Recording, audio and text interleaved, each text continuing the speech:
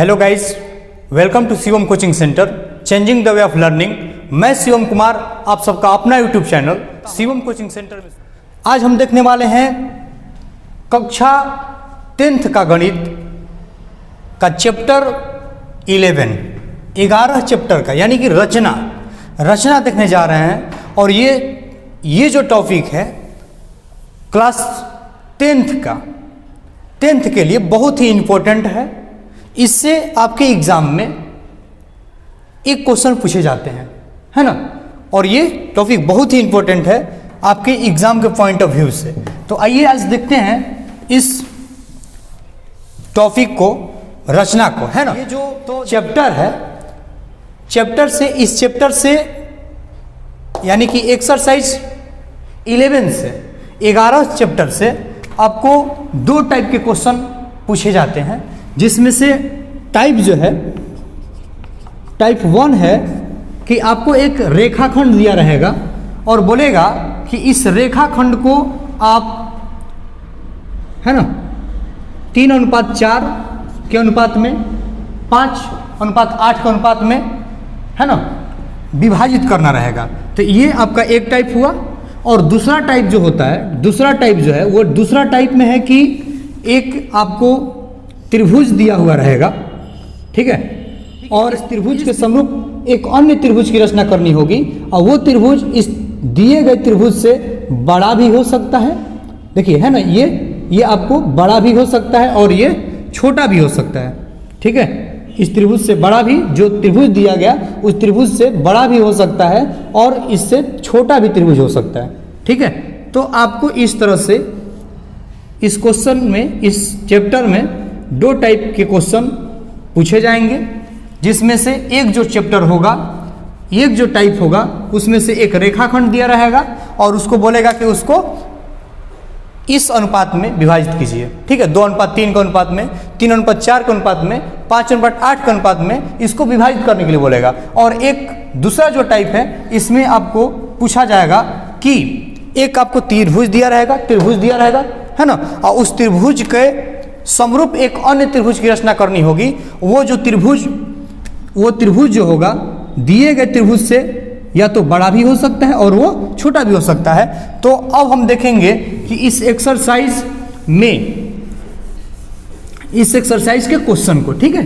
तो इस एक्सरसाइज में हम देखने वाले हैं सबसे पहले ये प्रश्नावली 11.1 का क्वेश्चन नंबर 1। अब हम देखेंगे प्रश्नावली 11.1 का क्वेश्चन नंबर 1 कि इसमें क्या बोल रहा है। देखिए, ये बोल रहा है कि निम्न में से प्रत्येक के लिए रचना का औचित्य भी दीजिए, ठीक है। और क्वेश्चन नंबर 1 में बोल रहा है कि 7.6 सेंटीमीटर लंबा एक रेखाखंड खींचिए और इसे 5:8 के अनुपात में विभाजित कीजिए, ठीक है। तो आइए देखते हैं इस क्वेश्चन को। देखिए, सबसे पहले यहां बोला जा रहा है कि 7.6 सेंटीमीटर लंबा एक रेखाखंड खींचना है। तो आइए देखिए, हम खींचते हैं यहां पर एक रेखाखंड, ठीक है, जो 7.6 सेंटीमीटर लंबा होगा, ठीक है। तो यहां देखिए, हमने यहां पर एक रेखाखंड खींच लिया जो 7.6 सेंटीमीटर लंबा है, ठीक है। और इस रेखाखंड का नाम हमने दिया AB। मान लीजिए कि ये AB एक रेखाखंड है, ठीक है, और इसको हमने 7.6 सेंटीमीटर लंबा खींच लिया, ठीक है। अब हमको करना यह है, ये जो रेखाखंड है वो है आपका 7.6 सेंटीमीटर, ठीक है, ये है। अब यहां पर हम करेंगे सेकेंड पॉइंट। अब हमको इस रेखा के, है ना, रेखा को क्या करना है, 5:8 के अनुपात में विभाजित करना है। तो इसके लिए हम क्या करेंगे कि ये जो आपका इस रेखाखंड का जो B बिंदु है ना, तो इस बिंदु पर हम क्या करेंगे, एक न्यून कोण बनाएंगे। क्या करेंगे, एक न्यून कोण की रचना करेंगे। देखिए, वो न्यून कोण, देखिए हम यहां से एक न्यून कोण बना रहे हैं, एक न्यून कोण। ठीक है, इसको और बड़ा कर लेते हैं।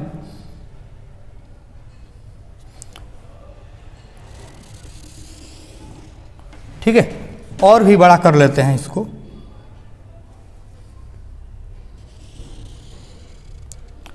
तो हमने क्या किया यहाँ पर, हमने यहाँ पर AB के B बिंदु पर एक न्यून कोण BAX बनाया।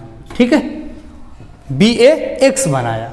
अब हमको करना ये है, देखिए अब हमको यहाँ पर ध्यान देने वाली बात है कि यहाँ पर जो आपको अनुपात दिया रहेगा 5:8, तो हमको क्या करना है, ये किसी भी रेखा को अगर उसको क्या करना है, अनुपात में विभाजित करना है, तो जितना अनुपात दिया रहेगा वो 5, मान लीजिए 5 है और ये 8 है, तो 8 + 5 13 हो जाएगा। तो ये 13 बराबर है ना, यानी कि 13 एक समान रेखाखंड हम इस AX किरण पर ड्रॉ करेंगे। ठीक है, तो यहाँ पर देखिए हम यहाँ पर बनाते हैं 13 एक समान रेखाखंड। देखिएगा, देखिए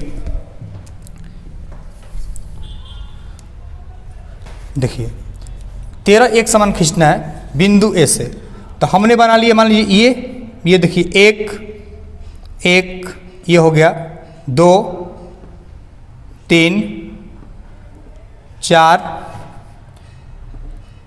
5 6 7 8 9 10 11, ये इसको 13 एक समान रेखाखंड बना लिया। अब उसके बाद देखिए ये हमने क्या बनाया है, तो ये हम बनाए हैं एक समान रेखाखंड, एक समान रेखाखंड। देखिएगा ये A है, तो ये क्या होगा आपका A1 A2 A3 A4 A5 A6 A7 A8 A9 A10 A11 A12 A13। ठीक है, अब देखिए अब हमको करना यह है कि अब ये B और A3 को मिलाना है। B और A3 को क्या करना है, मिला देना है। तो आइए देखिए मिलाते हैं B और A3 को। ठीक है, B और A3 को हमने B और A13 को मिलाया। अब हमको करना यह है कि अब इसके समांतर एक अन्य रेखाखंड की रचना करनी है। कहाँ पे करनी है, तो हमको देखिए हम ये कर लिए। अब हमको करना है A5 पर। कहाँ करेंगे, A5 पर करेंगे। ठीक है, A5 पर करेंगे। तो देखिए अब हमको करने के लिए इसके समांतर रेखाखंड खींचने के लिए क्या करना होता है, देखिएगा। अब हम यहाँ पर एक चाप लगाते हैं। ठीक है, A13 पर एक चाप लगाएंगे। थोड़ा सा इसको फैला लेते हैं कंपास को। ठीक है, यहाँ से हमने क्या किया, एक चाप लगाया। ठीक है, एक चाप लगाया, और जो चाप यहाँ लगाया वही चाप आपको A5 पर भी लगाना है, क्योंकि हमको ये A13 के समांतर एक रेखा खींचना है A5 पर। तो इस कंपास के नोक को A5 पर रखना है और ये चाप खींच देना है। ठीक है, अब देखिए अब यहाँ पर हम A13 पर जो कोण बना है उसको माप लेंगे कि वो कोण कितना बन रहा है। ठीक है, इसको हम माप लिए। ठीक है, यहाँ से देखिए ये जहाँ पर ये नोक जो है ना, इस कंपास के नोक को हम इस वाला पॉइंट को, जो ये AX किरण पर जहाँ पे टच किया था वहाँ पर रख करके इस चाप को कट कर लेंगे, इसको कट कर लेंगे। ठीक है, और इसी प्रकार से हम यहाँ पर भी ये देखिए अब ये A5 पर जो हम चाप खींचे थे, है ना, जो AX को जिस पॉइंट पर यहाँ पे टच किया था, कट किया था, प्रतिच्छेद किया था, वहीं पर इसको भी हम क्या कर देंगे, कट कर देंगे। ये माप लिए। इससे यह हुआ कि जितना कोण यहाँ पर बना है वही कोण यहाँ पर बनेगा और ये आपका समांतर रेखा होगा। तो अब देखिए अब कट पॉइंट को हम मिलाते हैं। देखिएगा यहाँ पर हम इस कट पॉइंट को मिलाते हैं A5 से। तो A5 देखिए ये है आपका, और ये इससे हम इसको मिला देंगे। ठीक है, इससे हम इसको मिला देंगे। तो इस तरह से ये जो होगा ये मिला दिया। ठीक है, जो AB को यहाँ P बिंदु पर क्या करता है, प्रतिच्छेद करता है। जहाँ ये P बिंदु पर प्रतिच्छेद करता है। ठीक है, तो अब जो ये जो रेखाखंड होगा ये होगा आपका 5 और इधर का होगा 8 होगा। देखिए 5 और 8, इधर 5 हो गया तो इधर 8 हो जाएगा। 8 5 13, देखिए 1 भाग 2 भाग 3 4 5, 5 भाग इधर और इसके इधर ये 8 भाग था, तो इसी प्रकार ये इधर 5 और इधर 8 होगा। ठीक है, अब देखिए ध्यान से, अब ये चीज हो गया। अब हम क्या करते हैं, इसका रचना का चरण करते हैं। क्या करते हैं, रचना का चरण। तो रचना के चरण के लिए हम यहाँ पर देखेंगे। देखिए रचना के चरण में हम क्या करते हैं, तो सबसे पहले रचना के चरण में हम देखते हैं। देखिए यहाँ पर लिखेंगे रचना का चरण, यहाँ लिखते हैं रचना का चरण, रचना का चरण। ठीक है, तो इस रचना के चरण में सबसे पहला पॉइंट जो हम काम किए हैं, 1 नंबर में क्या किए, AB बराबर 7.6 सेंटीमीटर, है ना, सेंटीमीटर एक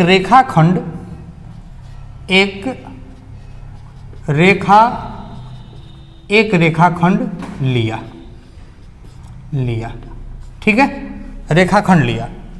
उसका सेकेंड पॉइंट पर हमने क्या किया, सेकेंड पॉइंट में हमने किया, इस बी बिंदु पर हम क्या किए थे, एक न्यून कोण बनाए थे। ठीक है, यहां पर बिंदु ए से रेखाखंड, यहां पर लिखेंगे रेखाखंड ए बी के बिंदु ए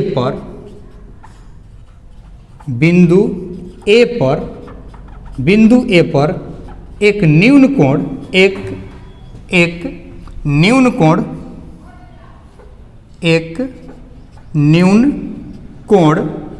न्यून कोण क्या बनाया, BAX,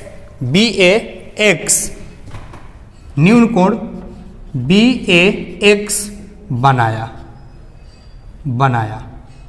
BAX बनाया।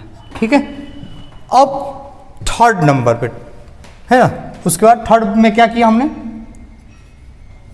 तीसरा चरण में लिखेंगे। देखिए अब ये AX जो किरण है, ठीक है, AX किरण पर, ठीक है, किरण AX पर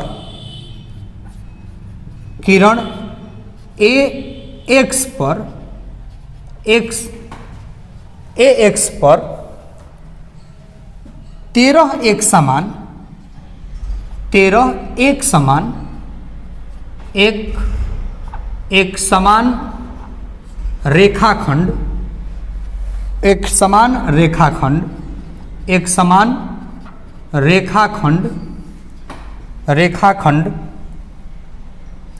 रेखाखंड, क्या बनाया, A1 A2, है ना, इस तरह से समान रेखाखंड A1 बराबर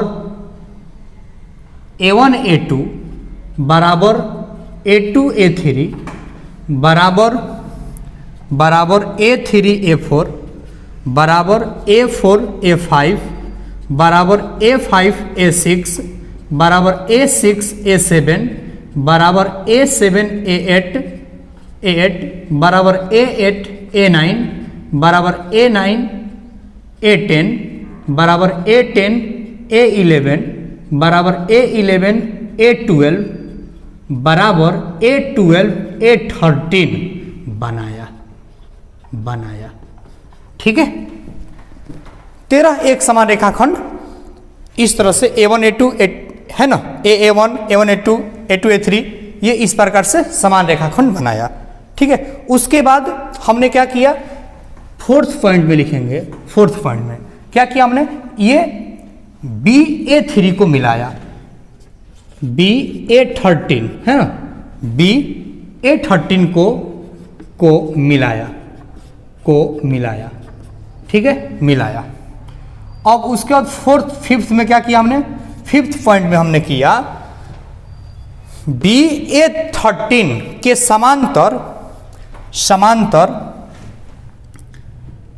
BA13 के समांतर समांतर समांतर रेखाखंड रेखाखंड रेखाखंड रेखाखंड PA5 बनाया PA5 बनाया, ठीक है, PA5 बनाया, ठीक है। उसके बाद बनाया PA5 बनाया, है ना, जो बनाया यहीं पर लिख लीजिएगा, जो ये समांतर रेखाखंड बनाया, इसके समांतर ये रेखाखंड बनाया, जो AB को बनाया, जो AB को बिंदु P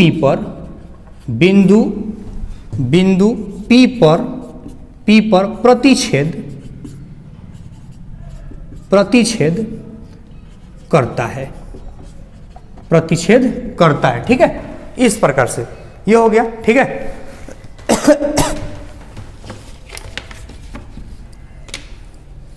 ठीक है, अब देखिए, अब क्या करेंगे, अब यहां पे देखिए, ये जो बिंदु है, ये समांतर रेखाखंड बनाया जो AB को P बिंदु प्रतिच्छेद करता है।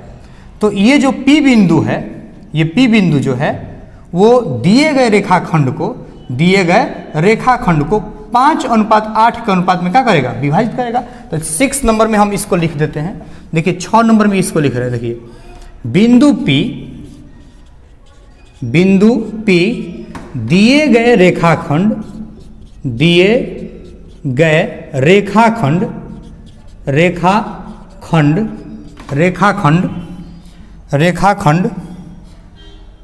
AB को दिए गए रेखाखंड को 5:8 के अनुपात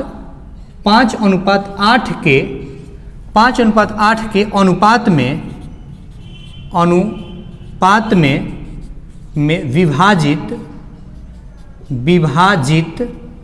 विभाजित करता है, ठीक है। 5:8 के अनुपात में विभाजित करता है। अब आइए इसको मापते हैं, माप कर देखते हैं क्या है ये। तो ठीक है, मापते हैं इसको, ठीक है, दोनों भागों को मापते हैं क्या हो रहा है ये। तो इसको जब मापे तो इधर ये आया आपका, ये है आपका 4.5 सेंटीमीटर, 4.5 सेंटीमीटर, ठीक है। और इधर इसको जब मापे तो ये है आपका 3.5 सेंटीमीटर। कितना है ये, 3.5 सेंटीमीटर, ठीक है, 3.5 सेंटीमीटर।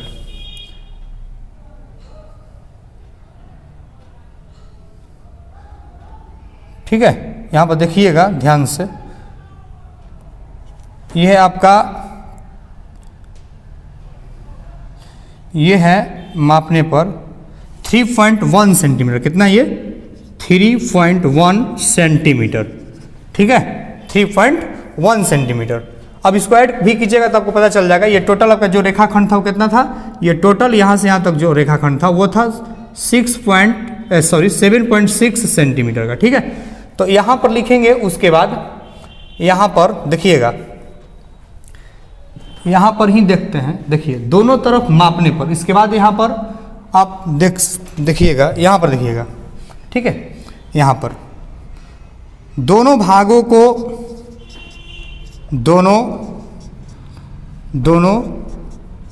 भागों को मापने पर तो दोनों भागों को मापने पर क्या हुआ, तो मापने पर AP बराबर आपको आया 4.5 सेंटीमीटर, और ये जो PB है, PB बराबर आ गया आपका क्या, 3.1 सेंटीमीटर, ठीक है।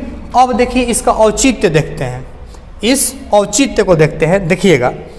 तो औचित्य के लिए समझने वाली बात एक है कि आप पढ़े थे चैप्टर 6 में, थेल्स प्रमेय, उन्होंने बोला था, थेल्स प्रमेय में बोला गया था, आपको बात समझाया गया था। थेल्स प्रमेय में क्या होता था कि यदि किसी त्रिभुज में, है ना, यदि किसी त्रिभुज के दो बिंदुओं पर प्रतिच्छेद करने वाली, है ना, दो बिंदुओं पर प्रतिच्छेद करने वाली एक रेखाखंड, मान लीजिए ये वाला ए है और ये बी है और ये सी है, ठीक है। रेखाखंड तीसरी भुजा के जब समांतर होती थी, है ना, यदि किसी त्रिभुज में तीसरी भुजा के समांतर खींची गई रेखा, है ना, ये यदि थेल्स पर में हम लोगों ने पढ़ा था कि यदि किसी त्रिभुज में तीसरी भुजा के समांतर खींची गई रेखा, है ना, खींची गई अगर समांतर रेखा कोई खींची जाए, ये त्रिभुज ए बी सी में हम लोगों ने पढ़ा था कि इसमें अगर DE समांतर, ये DE समांतर BC हो, है ना, DE समांतर BC हो, तो ये क्या करता है, ये अन्य दोनों भुजाओं को समान अनुपात में विभाजित करता है। यानी कि यहाँ पर AD बटा में BD बराबर होता था AE बटा में EC के, है ना। ये थेल्स पर में कौन सा होता था, ठीक है। किसी भी त्रिभुज में तीसरी भुजा के समांतर खींची गई रेखा अन्य दोनों भुजाओं को समान अनुपात में विभाजित करती है। तो इस चीज को समझने की जरूरत है और यहाँ से हम रचना का औचित्य देखेंगे। तो आइए देखते हैं रचना का औचित्य। तो रचना का औचित्य में क्या करेंगे, ध्यान दीजिएगा। रचना का औचित्य यहाँ पर लिख लेंगे, रचना का औचित्य देखिए। तो रचना का औचित्य यानी टिप्पणी आप बोल सकते हैं ना, इस पर टिप्पणी देना है।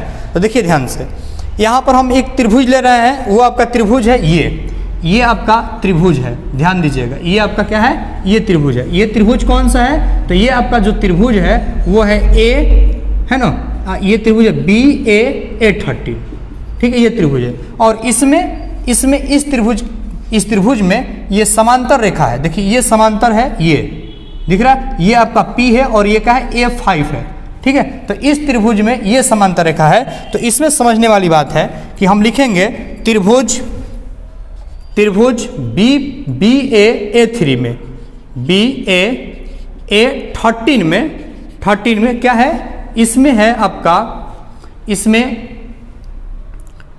BA13 है ना, BA13 समांतर है किसके, PA5 के समांतर है ना, समांतर है। तो यहाँ से हम लोग कहाँ से करते हैं, थेल्स पर में से, कहाँ से, थेल्स प्रमेय से। तो थेल्स प्रमेय से क्या होता है, तो थेल्स प्रमेय से होता है क्या कि ये त्रिभुज में, है ना, तीसरी भुजा के समांतर खींची गई रेखा अन्य दोनों भुजाओं को समान अनुपात में विभाजित करती है। तो ये देखिए A समान अनुपात, देखिए यहाँ से A5